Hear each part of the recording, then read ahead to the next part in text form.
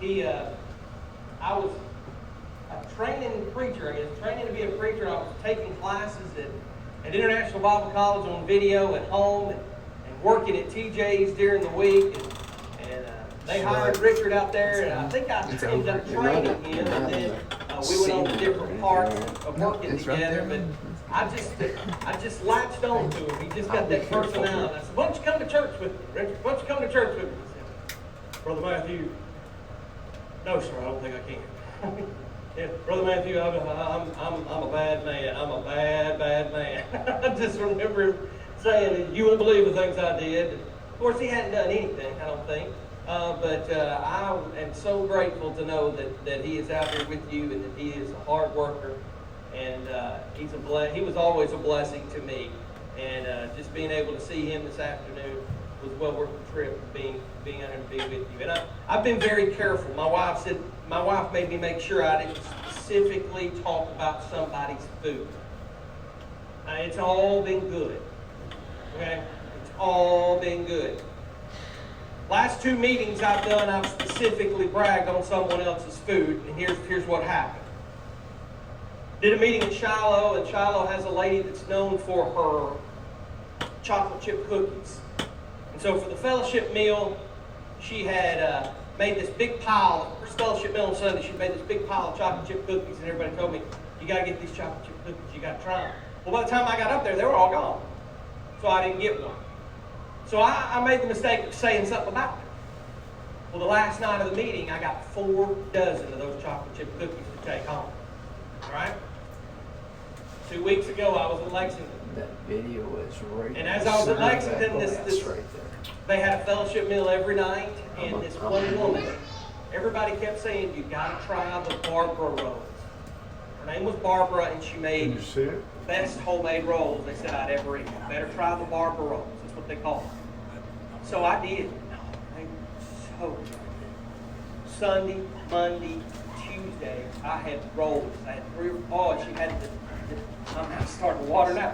She had this the cinnamon butter that she made, homemade cinnamon butter that she whipped up. And, oh, it was so good. And everybody said, "We need to try cinnamon rolls." She makes great cinnamon rolls. And I mentioned, though, I'm not just bragging to everybody. I told my wife about them, just bragging about these rolls. And then Wednesday night, they had hamburgers and hot dogs. And there was no wrong. So I got up and said from the pulpit before I start, "Well, I'm a little disappointed, church. Last time I bragged on somebody's food, I had 4 dozen chocolate chip cookies to go home, and tonight, I didn't get a single roll." Well, last week, she brought me about 6 bags of rolls to the office. And a big sandwich tray, about this, those Subway sandwich trays you get, or you get them at Walmart, full of those cinnamon. And then she brought the secretary some, so she wouldn't take any of mine, and I took them home, and my wife, we're always trying to lose weight, it seems like. She said, "Don't you tell anybody about their food. We do not need anybody to send us any more food." So it was all right. You got your Bibles? I want you to turn to 2 Corinthians chapter 4. Zoom in on it there. 2 Corinthians chapter 4. We'll be going there in just a few minutes. You have such a good place. Brother Carl has been here for a long time. Longer than I've been alive, I think. I can say what I want because he said his hearing aid battery said they were low, so he's probably not able to hear us tonight. Oh, man, I had a story I was going to share, but I can't now. I'm thankful for him and several of you that have been a part of my life over the years. The Smith, Karen, grew up with Michelle, and Barry. We spent a lot of time together over the last few years, and I appreciate him and what he means to Mars Hill, what he means to the church, and just all the good work that you guys do. And I thank you for the invitation to be here. And again, I'm humbled of being here. I'm going to read here this text here, and I want to give you the background in a few minutes, but I want to read it, and then we're going to talk about some things, and then we're going to go back to it. This is a little more lighthearted than last night. Last night's lesson is a very emotional lesson. You get attached to it, but tonight's maybe a little different, but I hope you're still motivated and convicted to study together. 2 Corinthians chapter 4, verse 1. Therefore, having this ministry by the mercy of God, we do not lose heart, but we have renounced disgraceful, underhanded ways. We refuse to practice cunning or to tamper with God's word. But by the open statement of the truth, we would compel ourselves to everyone's conscience in the sight of God. And even if our gospel is veiled, it is veiled to those who are perishing. In their case, the God of this world has blinded the minds of the unbelievers to them from seeing the light of the gospel of the glory of Christ, who is the image of God. For what we proclaim is not ourselves, but Jesus Christ is Lord, with ourselves as your servants, for Jesus' sake. For God, who said, "Let light shine out of darkness," has shone into our hearts to give the light of the knowledge of the glory of God in the face of Jesus Christ. But we have this treasure in jars of clay, to show that the surpassing power belongs to God and not to us. We're afflicted in every way, but we're not crushed. Perplexed, but we're not driven to despair. Persecuted, but not forsaken. Struck down, but not destroyed. Always carrying in the body the death of Jesus, so that the life of Jesus may also be manifested in our bodies. For if we who live are always being given over to death for Jesus' sake, so that the life of Jesus may be manifested in our mortal flesh, so death is at work in us, but life in you. You ever wanted to quit something? I mean, you have gotten to the point where you tried something, you wanted to do it, you set out to do it, you gave it a try, but the more involved you got in it, the more you just wanted to throw your hands up and quit. It might have been a job. It might have been a job that you thought was your dream job, but the more you did it, it just got to be one of those things that you just did not want to do. I was blessed to be able to work out at Reynolds, and I remember as I worked out there 2 years with my dad before he retired, and they ended up getting laid off from there. It was the best thing that ever happened to me. But I remember when I first got married, I always said, well, if we can get a job here at TJ's, then we'll be set. We'll have insurance, and then we can do things. We can live the life we want. And then I got that job, and then I thought, well, if I could only get a job at Reynolds, and if I could get on out there. And then I got that job out at Reynolds, and I was the youngest guy there, and I was destined to be on graveyard shift probably for the next 35 years. And although I enjoyed the work and the pay was great, I just was thinking, man, I wish maybe I had a different career choice. So I started going back to school, and that's when they let me. But I did. I got to the point where I really wanted to quit, but didn't mind the work. I couldn't. My passion was church work, and it was very hard to do that when you were sitting in the pew and you fell asleep during the lesson because you worked the night before. I had a hard time doing that. So we've all felt like that. But when you've done something and you thought, well, I should not have done this, throw your hands up and quit. Or spiritually speaking. And when you obeyed the gospel, and most of us here probably the baptized believers, you obeyed the gospel. You might have been baptized here in this very baptistry, or maybe even in the creek down the road, or wherever it was, and you were baptized and you waited until you were ready. But then when you were ready, you knew it was the greatest decision you'd ever made.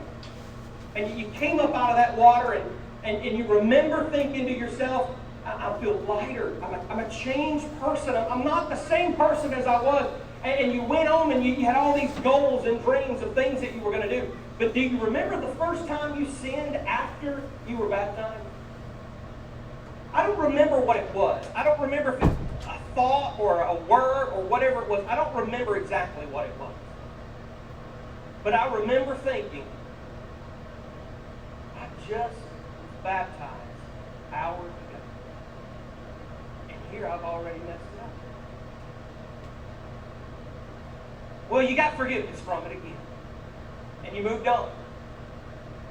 A couple days later, you know what? The same thing happened. You did it again. You sinned again. You said that word. You did that deed. You thought that thought, and you thought, man, I can't believe I did that. I told myself I was going to stop. So you quit, but then you keep falling back into it. Until pretty soon, it's not those rare occurrences when it happens. It's become the norm. I venture to say that every one of you, I think I'm pretty confident in this. I may be wrong. But if you're like me, every one of you probably sinned 5 or 6 times today. By a word you said, a thought you had, those are the hardest ones to control. Because, the more you say, don't think about this, don't think about this, that's what you think about. Like if I said, don't think of Paul Siegenthaler in a pink tutu dancing around, you can't help it. It's already there, you see. The more, I've ruined a lot of your nights, haven't I? The more you think, don't think it, you do, and then you feel rotten about it. And you feel like you've just hit rock bottom, and you think, why? Why do I do this? And maybe you've been a Christian for 20, 30, 40 years, and you keep falling over and over and over again. And you keep asking yourself, I've asked God forgiveness for this sin probably 1,000,000 times. And here I find myself before the throne of God in prayer before I go to bed, asking the same thing to forgive me of the same sins that I committed when I was 17, 18, 25, 35, 41 years old. And it's very depressing, isn't it? It's very discouraging because you see what you want to become as a Christian. You have this goal of who you want to be and what you want to be and all the good that you want to do. But it seems like that when you have that goal of yourself, you are constantly selling yourself short. And that goal is Jesus, right? That's what the goal is. We strive to be like Christ, even though we know we cannot attain that lifestyle yet, at least not in this life. Now, I won't be like Christ in the sense that I can create my own world, but I will be like Christ one day, sinless, when I'm in heaven, where there will be no more sin. So I'm working my way to try to hit that mark of Jesus, even though every time I sin and every time I breathe, I'm missing that mark. That's what sin is, to miss the mark. So it's very easy for us and for those people that have used to be in these pews with you, they get to a point where they say it's just too hard. And they just throw up their hands and say, I quit. I can't do this. And maybe you've done that. Maybe some of you have quit. And then you've come back. Or maybe some of you have quit, but you're still here. You attend. But you quit, really. You don't do anything like you used to do. You don't do those same things. You got your feelings hurt, or you did something wrong, and you made somebody mad, or you messed up. You just kind of quit doing it, so you're just here. We can all get to that point in our life where we want to just give up. We want to just give up and quit. Well, you know the old saying that they say Christianity, living the life of a Christian, is not a sprint. Marathon. It's really an ultra marathon. Now, I don't know how many of you are runners. I don't know how many of you have ran a marathon. Anybody here that run a marathon? You run the 26.2 miles?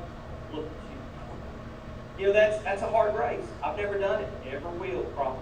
That's one of those things I'd like to do, but I like those cinnamon rolls to do it. I would love to do that. But those races, those marathons, you can't just sprint out to the front. Because when you do, you tire out too quick. It's in the 9th grade. We had just brought back the cross-country program at church, and our coach, David Willingham, had asked me to run on the cross-country team. I didn't know what it was, had no idea it was 3 miles, had no idea anything about it. But he said, I want you to meet me here at McFarland Park, 5 o'clock on Friday night. You're going to run this race.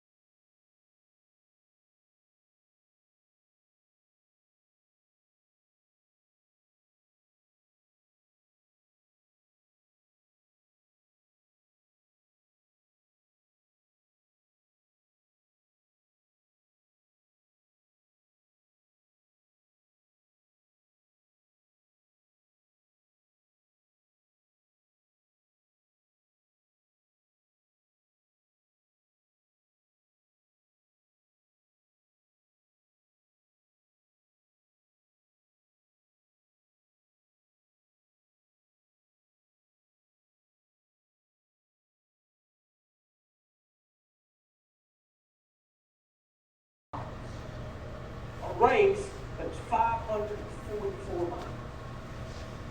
They had 150 runners that were going to run this race. Television crews were there, and they were spanning the starting line, and you had all these guys in their little shorts, their tank tops, their tennis shoes, their running shoes. They had all this runner's gear on, Nike, and I didn't think Reebok was very big at the time, but I think it was Puma and Adidas. They had all these runners that had done this before, but right in the corner of the starting line, you had this one man who was 61 years old, who was wearing coveralls and rubber boots, and he had his bib on with his numbers, and he was going to run the race. Well, you could watch, and you can see in some of the video footage, you see them spanning everybody, and they get to this one guy, and then they go, whoa, wait a minute.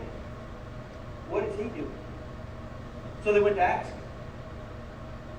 They said, sir, what are you doing here? He said, I'm going to run the race. And they said, excuse what? He held up a finger, reached in his pocket, grabbed his teeth, and put them back in. He said, I'm going to run the race. But I run them without my teeth because they jitter when I run. He said, sir, have you ever ran before? No, sir. Very polite. No, sir. You've never ran a race? No, sir. What makes you think you could run this race? Well, back on the farm, we don't have tractors, so I have to chase cows and goats and sheep around. And I've always wanted to give it a try. So I thought, why not? Sir, do you realize how long this race is? I hear it's a long way. But why are you wearing rubber boots? He looked up and said, it's going to rain. Of course, he became the media star there. Gun sound. Everybody took off. He took off. And it wasn't a run. It was more of a shuffle. You can look it up. It's called the Cliff Young Shuffle. I can't believe this is not a movie. No, this is awesome. He just kind of shuffled along, just like this. Just kept going. What he didn't know was that all of those other runners, they had their own crews with them that would run ahead. And they would set up campsites. They would set up goals. So after they would run about 17, 18 hours, they would stop. They would rest and eat and sleep and get up early right at sunrise and start the next day. Well, Cliff didn't know that. So he just thought everybody was quitting. So he would shuffle by after being way behind everybody, but on that first night, in the middle of the morning, early morning, he passed where everybody was camped out and was thinking, what are all these people doing? He just kept shuffling. The man never stopped. He ate while he was shuffling. He got water while he was shuffling. And he did stop to go to the bathroom. But those were the only times. That was the only time he stopped. For 5 days, 15 hours, and 4 minutes, he ran. 9 hours and 56 minutes was the next person behind him. He won the stinking race. Only 6 people finished this 544-mile race, and he finished in first place because when everybody was running real hard, they'd take a break and they'd sleep. He just kept on shuffling the whole way through. It was $10,000 of prize money. The 5 people behind him, he split that between them and he didn't take a dime. And a 61-year-old man who had never run a single race before beat world-class athletes. How did he do that? Because he just kept shuffling. A few years ago, you remember that commercial that came on with the dancing mice? The Kia commercial, every day and shuffling. That's what I want to encourage you. Because you get to points in your life where you get discouraged, you get depressed, you get down, and you think you can't do it. You think you're not going to be able to make it. You keep falling down flat on your face, and you just think, I don't know this Christianity thing. I'm a failure. I'm a failure at it. I cannot do what I want to do. Even Paul says, the very thing I want to do, that's the thing I do. I don't do. The very thing I hate, that's the thing I do. I do the things I hate. I don't do the things I want to do. Wretched man that I am. Even Paul feels that way. Paul just kept on shuffling. And here's why we shuffle. Here's why we don't lose heart. In this text right here, this is actually the third book of the Corinthians that's probably written. 1 Corinthians was written. We do not have the second letter of the Corinthians that Paul wrote to the Corinthians because it was a pretty hard letter. It was a very hard letter. You look in chapter 2 of 2 Corinthians, and Paul says that letter I wrote you before was full of tears, and it was a hard letter. It was a painful, agonizing letter that I wrote to you because they had some problems. They had a lot of sin. It was a church that had started, and 7 years later they hadn't grown. Chapter 3 of 1 Corinthians says that they hadn't grown. They were still on the milk. They weren't on the meat. And that was the root of their problem. And when they had that problem, they had some sexual immorality because they didn't grow. They had some trouble with some disunity and some arrogance in some because they were baptized by this person or this person, and favoritism. And they had some worship practices that were having some problems, and they had some problems with the resurrection. So Paul had to write to them in 1 Corinthians to kind of straighten them out. Well, it didn't work for some of them. Some of them didn't like it. So Paul had to write a second letter to really encourage them to straighten it out. And then the third letter is written to those at Corinth again, where he's writing to them and he's trying to let them know, we're good. We're good. But I know some of you there are still having to fight through some of those things. So don't give up. Don't lose heart. You can't afford to lose heart because we've got, you'll look at chapter 2, he says, did you forgive the sinner? Chapter 2 of 2 Corinthians 5 and following, because we have this triumph in Christ. The rest of chapter 2. Chapter 3, that you're my letters of recommendation because of the life that you live. You're recommending people to the gospel because you're living the life of the gospel. And then chapter 4, he says, you can't lose heart. You can't lose heart. You got to keep going. Why? Why do we have to keep going? Why do we have to keep shuffling? There's 3 things here in this passage that I want you to see real quick. The first reason that we have to keep shuffling, the first reason that we can't afford to give up is because the treasure that is within us is priceless. The treasure that we have is priceless. Go back to that 2 Corinthians chapter 4 and look at verse 7. But we have this treasure. Treasure. Oh, what are you talking about? We have this treasure. You know, when I think of a treasure, I think of a treasure chest full of jewels and money, and it's cracked open, and the way the sun is hitting, you see this glow. The way the light is hitting all the gold, you see this glow around the top. Almost like the treasure has an aura about it as you look at it. We have this treasure. A treasure that he's talking about here is a priceless treasure. It's a word that's used to denote something that you can't, it's an inexpressible value. You really can't put a number on it. You can't put a value on it because it is so great. You can't replace it. And he says, we have this treasure. It's the same treasure that Jesus talks about. If you'll mark this in 2 Corinthians and move on over to Matthew chapter 13, when Jesus does some parables, look here at Matthew chapter 13, verses 44 through 46.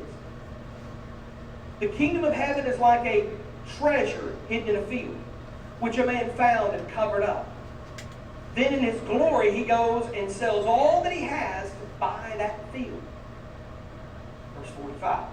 Again, the kingdom of heaven is like a merchant in search of fine pearls, who on finding one pearl of great value went and sold all that he had, and he bought it. So here Jesus says that the kingdom of heaven is like a treasure of a man he's out wandering in the woods somewhere. He goes wandering in the woods and he uncovers this valuable treasure, and he looks around and he realizes, whose land is this? And he goes to the bank and he takes all the money that he has and he says, listen, I want to buy that piece of property. Whose is it? I'm going to give him any amount of money he wants for that property. And he takes everything that he has and he forks it over and he says, here, you can have this because that property is valuable. And then he goes back because he knows it's so much value that no matter how much he has to sacrifice to get it, he's going to have an overwhelming load more. And that pearl of great price, it's so beautiful, it's so gorgeous, it's so valuable. You're willing to sell everything you have to go get it. That's the treasure that Paul's talking about. We have this treasure. What is it? It's Jesus. It's Jesus. Now, go to Philippians for just a second. Look at Philippians chapter 3. And I'm jumping around a little bit here. But look at Philippians chapter 3. I want you to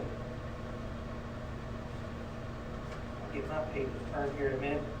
Philippians chapter 3, and listen how Paul words it here, verses 8 and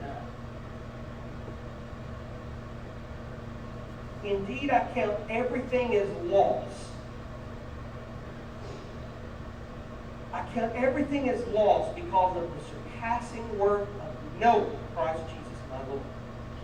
For his sake I've suffered the loss of all things and counted them as rubbish, in order that I might gain Christ and be found, not having a righteousness of my own that comes from the law, but that which comes through faith in Christ. We have this treasure. Go back to 2 Corinthians now, chapter 4 here. Go up in verse 6.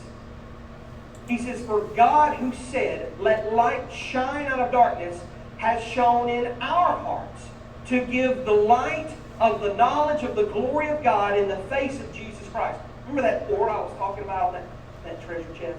The kind of glow that comes off of it. Here Paul uses the word light. Let light shine out of darkness.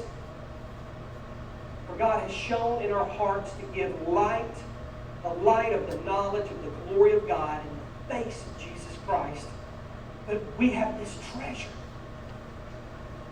We have this treasure. Even when you feel weak, even when you feel this tall spiritually, when you feel like you don't measure up to what you need to be, you've been discouraged, been depressed, because you're not living up to the standard that you set for yourself and God has set for you. You just have to keep shuffling, because what you have that's in you is the most valuable thing this world will ever know. It's knowledge. Knowledge of Jesus Christ. And you are to take that knowledge in this treasure that you have in you, and you're to let that shine out so that others can see. That's the second reason you keep shuffling. Is because you have this treasure, and this treasure is in earthen vessels. That's what King James reads, I believe. In earthen vessels. Or in jars of clay. Jars of clay. Why in the world would you put a treasure in a jar of clay? You put a treasure in a treasure chest, right? Hence the name treasure chest. You don't hear treasure jar. You don't hear that. You don't hear the treasure clay jar, the treasure pottery. You don't hear that. When you look at the words here that's used, we have this treasure in jars of clay. My mind immediately goes back to Genesis. When God created man, what did he make man out of? Dust of the ground. Formed man out of the dirt, out of the clay. We were never meant to be perfect. We were never meant to be strong. As a matter of fact, we have to keep shuffling because the treasure that we have in us is valuable, but the vessel that carries the treasure is supposed to be weak. We are supposed to be weak. We're supposed to be so weak that we cannot do it alone. If we were strong enough to do it by ourselves, we wouldn't need Jesus. If you were strong enough to live the life, you wouldn't need to obey the gospel. But you had to come dying to self and be baptized into Christ and allow Christ to live through you so that you could rise up in newness of life because you've been planted together in the likeness of his death. You'll also be in the likeness of his resurrection. You have to die to your selfish desires. When I obeyed the gospel, I had to give up what Matt wanted, what Matt desired, what the selfishness in Matt wanted. I had to put that to death and bury it in that watery grave of baptism. Because that body of Matt is weak. We saw last night with Peter. The spirit is willing, but the flesh is weak. It's difficult for us. God made us weak. He made us this way. Because knowing that we are weak, that we cannot do it on our own, that lets us know that the power has got to come from somewhere else. Remember when Christ chose the disciples? He chose those blue-collar guys, as we mentioned last night. He didn't go to Herod. See, the wise men, when the wise men went looking for the king, the Messiah, the baby king, who did they go to? They went to Herod, didn't they? They went to Herod first and they said, we're looking for the Messiah, the new king of the Jews. And Herod's like, well, I'm the king. Who are you looking for? There's another king of the Jews that you're looking for. You go find him, but when you find him, you come back and tell me where he is. Because he wanted to get rid of him. He didn't want that threat. See, God didn't come to Herod. God never came to Herod and said, Herod, you're the king of the Jews. I want you to reveal my message of the gospel to the world. He didn't come to Pharaoh, who was the ruler of the world back in the Old Testament. He didn't go to rich people. He didn't go to people that had clout, that had power. He went to everyday nobodies. And he made those nobodies to somebody. Think about it. Daniel was a kid when he was back. Moses was a fugitive from Egypt who had run away because he had killed a man, and he's 80 years old when God comes to him with the burning bush. Does that sound like somebody that's strong, that God wanted to use to show?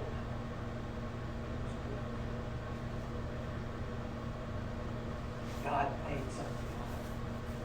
Isaiah says that you are the potter, and we truly are the clay. See, there's a valuable treasure in us, and that's why we got to keep going. We can't afford to give up. We just got to keep shuffling. We just got to keep going, because if we ever stop, we stop growing. If you ever stop, you stop growing. That's why every day you seek to do just a little bit more than what you did the day before. You try just a little bit harder to progress just a little bit. Because even if you progress just a little bit, that's movement. It's movement. No, you're not going to be perfect. No, you're not going to do it sinlessly.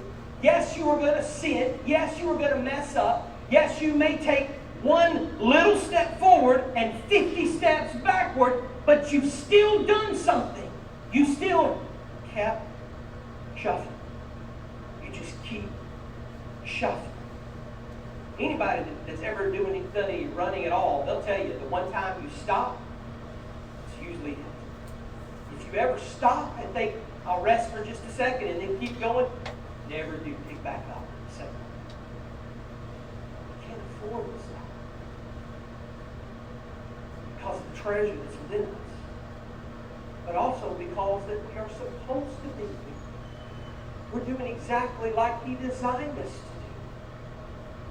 Why would God make us free? Why would God create us in a way that we always fall? Why would He do that? That's the third reason why we keep shuffling. Let's go back to the text. But we have this treasure in jars of clay to show that the surpassing power belongs to God and not us. That's why we're weak. So that we can show God's power. Let me tell you what these jars of clay are. Jars of clay, these pieces of pot, some of them are fractured, some of them are broken. They have cracks in them, you know. They have little pieces that are flaked off of them. That if you were to put a candle in them, you would be able to see all the imperfections in the clay pot. Your life is full of imperfections. Your life is full of weaknesses. That's how He designed it. Your life is full of flaws. That's how He made you. He's just as aware of your weaknesses as He is your strengths. But sometimes the weaknesses are better than the strengths. You know why? Because when you put this treasure in this life, you know what shines out of our weaknesses? Surpassing power of knowledge of Christ. He shines in our life. He shines. Comes out of our cracks. Comes out of our holes. Comes out of our weakness. So people can see Him. Not us. Him. Not us. If I could do this on my own, you know what I'd be doing? I'd have a right to brag about it. Look how good I am. Look how holy I am. Look how many people I've led to Jesus. Look how many days I went without sinning. You know how they put those charts at work, so many hours without an accident? What if we did that with our lives? You know, so many hours without a sin.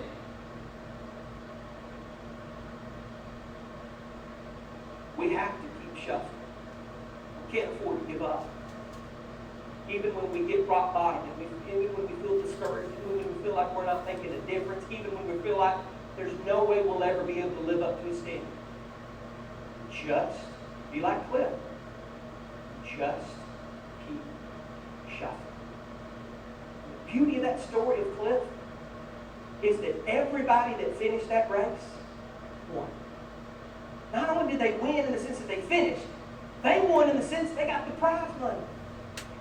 He was willing to give up the prize money to split between the 5 other people that finished this race and did not take a dime off of it. That's the way it is. That's the parallel for us with Christians. Jesus ran that race first. He went for it first. He was in the frail human body that was weak, that died on the cross, but He didn't give up. He kept going. He kept living in such a way that He knew my purpose is to die for these people and to give my life so that I can rise again. And that's what He did. He died and He rose up. And when He rose up again, then that opened the door for us. Just keep shuffling. So that if we keep shuffling, we'll win.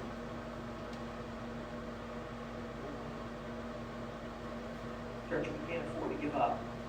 Can't afford to quit because the treasure within us is too great. The treasure within us is priceless. You were meant to be. You were created. Why? You got to keep shuffling because the power that you have within you comes from God. So don't be down on yourself. Allow the light of Jesus to shine. The world can see that the surpassing power belongs to God, not us. Notice what he says, going down to the next couple verses where he says, it belongs to us. We are afflicted in every way, Paul says. We're not crushed. We're not giving up. We are perplexed, but we're not given to despair. We're persecuted, but we're not forsaken. We are struck down, but not destroyed. Why? Always carrying in the body the death of Jesus, so that the life of may also be manifest. That means made known or revealed through our lives. That's a beautiful way of it. Paul says, I'm not perfect. The reason I'm not perfect is so God's light can shine through me. You're not perfect. I'm not perfect. We fail. Every one of us. You failed probably today. You didn't fail today, you failed yesterday or the day before. Somewhere in there, you fell on your face. You did something you thought you'd never do, you said you'd never do again, and you got down on your knees last night, or you got down on your knees this morning, and you asked God to forgive you for that same sin that you've been committing over and over again. But you don't stop. Just shuffle. Now maybe, for some of you tonight, that shuffling needs to be the first bit of shuffling that you do right outside that pew, maybe to your right, to your left, step down that pew. And then you'll notice every one. It was designed this way on purpose, I assume, but every one of our auditoriums, it looked like their auditorium is slanted downward, doesn't it? It almost looks like it's slanted this way. That way, because when you start going, we want to make it as easy for you as possible as your momentum carries to make it easier to come on. So if you've ever felt that way, you can get forgiveness here. Not only can you get forgiveness, you can get heard from everybody else. Let everybody know they're struggling. You're struggling just like that. And ask for the prayer for the church to move over and move forward. Every move. Just keep shuffling. Need those prayers. Need that sin. Here's your chance to stand and sing the song.